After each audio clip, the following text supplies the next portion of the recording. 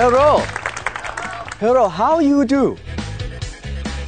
First of all, you understand, okay? We have good time this morning, right? We have good time together, we run a lot and have fun, okay? How many of you were thinking, we gotta listen to this guy for 2 hours with that very bad accent?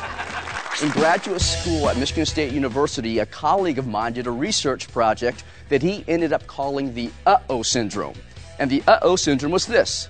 He would observe classes in the fall that had international professors teaching the class. Invariably, these professors would speak with some type of an accent, right? As soon as these professors would start speaking with their accent, what would some of the students do? Well, they say, uh-oh, that's where he got the name of his research, and then what will some of them do? Leave, drop the class, never to return. I can guarantee you that we all have other types of stereotypes and mental models in our heads about other folks. Whether it's Asians or poor people or rich people, we have stereotypes and mental models about what a Christian is and what a Muslim is. We have stereotypes about lots of things, and recognize this. We didn't have to put them in our heads by ourselves. Our environment does it for us. And if we're not careful, if we don't critically examine some of those things that we have in our head, we tend to make these mistakes called unintentional intolerance. That's why we love our comfort zones from the neuroscience perspective. It requires much less energy. Why do we like to hang out with our homies so much? It's familiar. They're familiar to us. Our homies agree with us. Our homies don't offer us much new to think about. Because we kind of think, yeah, they don't challenge us. And if I had to hang out with people who thought differently than me, I'd have to spend a lot of cognitive energy trying to convince them that they're wrong. Right? I don't want to do that. Just hang out with people who reinforce me and agree with me, right? Now, one very intelligent person, got the answer correctly. She said Timmy.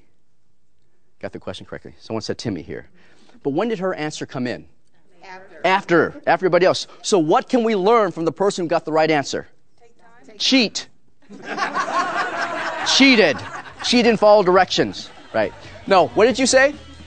Take time. Think about it. Exactly. Think about it. If I were to tell you, before you answer the question I'm going to ask you, take 5 seconds to think about it.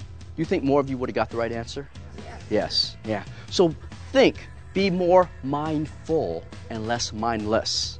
No one in this room, no one on this earth knows everything. So if this is the universe of perspectives, the universe of knowledge, the universe of data out there, and we actually have this much of it in our head, could we be wrong every once in a while? Maybe even more than every once in a while? And if that's the case, I would suggest that we entertain and ask what if more often. I suggest that we teach ourselves and our kids in a 21st century world to be less certain and be more curious. Be less certain and be more curious.